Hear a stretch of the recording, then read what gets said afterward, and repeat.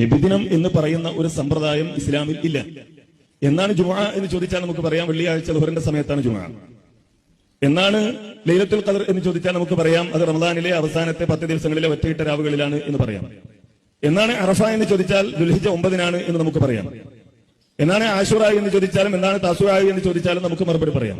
കാരണം ഇതൊക്കെ അള്ളാഹുവിന്റെ ദീനിൽ അള്ളാഹു സുബ്ഹാനഹു വ തആല പഠിപ്പിച്ച ഒരു കാര്യമാണ്. എന്നാൽ നബിദിനം എന്ന ഒരു കാര്യം അള്ളാഹുവോ അള്ളാഹുവിന്റെ റസൂലോ പഠിപ്പിച്ചിട്ടില്ല.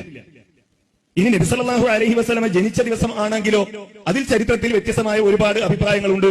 ദുൽഹിജ്ജ റബീഉൽ അവ്വൽ മാസമാണെന്ന് പറഞ്ഞവരുണ്ട്. റബീഉൽ അവ്വൽ മാസത്തിൽ തന്നെ 9 ആണ്, 10 ആണ്, 11 ആണ്, 12 എന്നൊക്കെ അഭിപ്രായപ്പെട്ട ആളുകളുണ്ട്.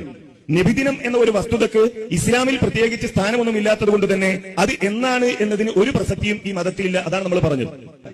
നബി സല്ലല്ലാഹു അലൈഹി വസല്ലമ അങ്ങനെ ഒരു ദിവസത്തിന് ഒരു പ്രാധാന്യം നൽകിയ ഒരു ആചാരം പഠിപ്പിച്ചിട്ടില്ല. വെള്ളിയാഴ്ച എന്ത് ചെയ്യണമെന്ന് നമുക്കറിയാലോ, ദുൽഹിജ്ജ 10 എന്ത് ചെയ്യണമെന്ന് നമുക്കറിയാലോ, അതേപോലെ തന്നെ ലൈലത്തുൽ ഖദറിൽ എന്തൊക്കെ ചെയ്യണമെന്ന് അള്ളാഹുവും അള്ളാഹുവിന്റെ റസൂലും പഠിപ്പിച്ചിട്ടുണ്ടല്ലോ.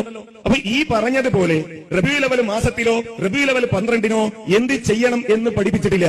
അതുകൊണ്ട് തന്നെ അങ്ങനെ ഒരു ദിവസം ഇസ്ലാമിലില്ല, അങ്ങനെ ഒരു ദിവസത്തിന്റെ പ്രത്യേകത ഇസ്ലാമിലില്ല എന്നതാണ് നമ്മൾ മനസ്സിലാക്കേണ്ടത്. അടിസ്ഥാനപരമായി തിരിച്ചറിയേണ്ട വസ്തുത, ഒരു ദിവസത്തിന് അല്ലെങ്കിൽ ഒരു സമയത്തിന് ഒരു സന്ദർഭത്തിന് മതത്തിൽ എന്തെങ്കിലും പ്രത്യേകതയുണ്ട് എന്ന് നമ്മൾ പറയണമെങ്കിൽ അതിന് വിശുദ്ധ ഖുർആനിന്റെയോ നബി സല്ലല്ലാഹു അലൈഹി വസല്ലമയുടെ സുന്നത്തിന്റെയോ പിൻബലം ആവശ്യമാണ്. അങ്ങനെ ഇല്ലാതെ മതത്തിൽ ഒരു കാര്യം കൂട്ടിച്ചേർക്കാൻ പാടില്ല.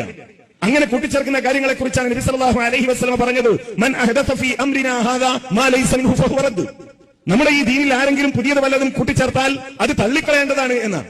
വീണ്ടും അല്ലാഹുവിന്റെ റസൂൽ പറയുന്നത് കാണാം, മൻ അമില അമലൻ ലൈസ അലൈഹി അംറുനാ, മൻ അമില അമലൻ, ആരെങ്കിലും എന്തെങ്കിലും ഒരു പ്രവൃത്തി ചെയ്താൽ, ഈ പ്രവൃത്തി എന്ന് പറഞ്ഞാൽ ദുനിയാവിൽ ചെയ്യുന്ന കാര്യങ്ങളെ കുറിച്ചല്ല ഈ പറയുന്നത്. ഈ പുതുതായി ഉണ്ടാക്കുക എന്ന് പറഞ്ഞത് പുതിയ വീടുണ്ടാക്കുന്നതിനെ കുറിച്ച് അല്ലെങ്കിൽ പുതിയ തരത്തിലുള്ള വാഹനങ്ങൾ ഉപയോഗിക്കുന്നതിനെ കുറിച്ചല്ല, മറിച്ച് അള്ളാഹുവിന്റെ ദീനുമായി ബന്ധപ്പെട്ടാണ്.